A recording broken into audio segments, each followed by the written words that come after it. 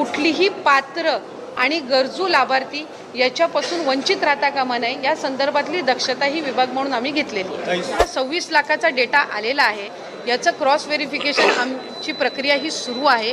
ही अगदी ग्राउंड लेवलपर्यंत होणार।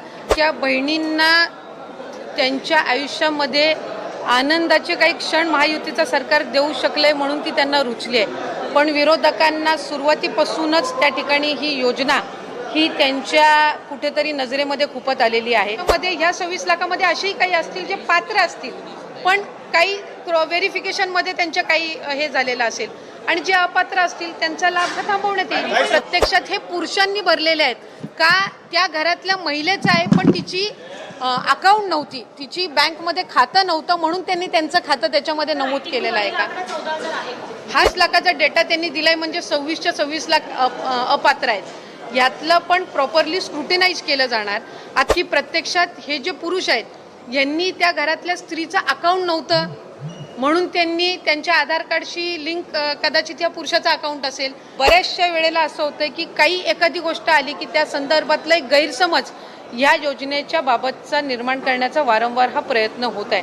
आता 26 लाखाचा जो डेटा आम्हाला माहिती व तंत्रज्ञान विभागाकडून प्राप्त झालेला आहे याची स्क्रुटिनी आम्ही विभाग म्हणून करतोय। त्याच्या वेळेला आम्ही स्क्रुटिनी ही जी प्रक्रिया आहे ही साधारणपणे सातत्याने चालणारी प्रक्रिया आहे। याचं कारण असं तर जे माध्यमांकडे चाललंय की 14,000 पुरुषांनी लाभ घेतलाय का 21 लक्ष अशा महिला आहेत ज्या कुटुंबातले तिसरी महिला आहे आणि योजनेमध्ये 2 महिलांना आपण लाभ देत असतो।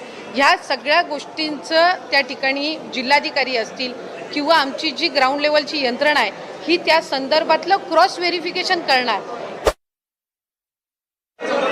लाडक्या बहिणीचे पैसे लाडक्या भावांनी खाल्ल्याच्या तक्रारी येत आहेत, मोठ्या प्रमाणामध्ये घोटाळा झाला अशा पद्धतीचा आरोप सुरू झालेला आहे। काय नेमकं तथ्य आहे? मला वाटतं एकतर सुरुवातीपासूनच लाडकी बहीण योजना ही लाडक्या बहिणींना त्यांच्या आयुष्यामध्ये आनंदाचे काही क्षण महायुतीचं सरकार देऊ शकले म्हणून ती त्यांना रुचली आहे, पण विरोधकांना सुरुवातीपासूनच त्या ठिकाणी ही योजना ही त्यांच्या कुठेतरी नजरेमध्ये खुपत आलेली आहे।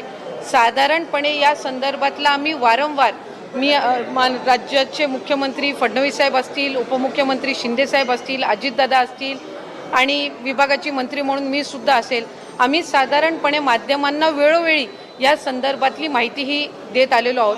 पण बऱ्याचशा वेळेला असं होतं की काही एखादी गोष्ट आली की त्या संदर्भातला एक गैरसमज या योजनेच्या बाबतचा निर्माण करण्याचा वारंवार हा प्रयत्न होत आहे। साधारणपणे ही योजना 28 जून 2024 मध्ये त्या ठिकाणी घोषित झाली।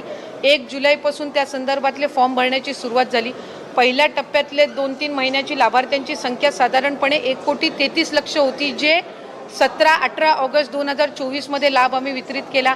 त्याच्यानंतर 15 ऑक्टोबरपर्यंत त्याच्या रजिस्टरच्या संदर्भातली जी काही मुदत होती ही त्या ठिकाणी सरकारच्या वतीने देण्यात आलेली होती आणि या आधी सुद्धा प्रत्येक वेळेला ज्या वेळेला आम्ही स्क्रुटिनी ही जी प्रक्रिया आहे ही साधारणपणे सातत्याने चालणारी प्रक्रिया आहे। याचं कारण असं की वेगवेगळ्या विभागाचे जे डेटा असतात याचा ॲक्सेस त्या पर्टिक्युलर डिपार्टमेंटलाच असतो, त्या विभागालाच असतो। आज महिला व बालविकास विभाग जो आहे हा कृषी विभागाचा किंवा माहिती व तंत्रज्ञान विभागाचा किंवा अन्न व नागरी पुरवठा विभाग। महायुती सरकार मोठं गिफ्ट देणार आहे, महिलांना 2 महिन्याचे हप्ते मिळणार आहे, 2 महिन्याचे हप्ते मिळणार। जे पात्र आहेत बहिणी त्यांच्या सर्वांच्या खात्यामध्ये 2 हप्ते इन्स्टॉलमेंट 3,000 रुपये जमा होतील। लाडक्या बहिणींनो, आज तुमच्यासाठी खूप मोठी आणि आनंदाची बातमी आली आहे।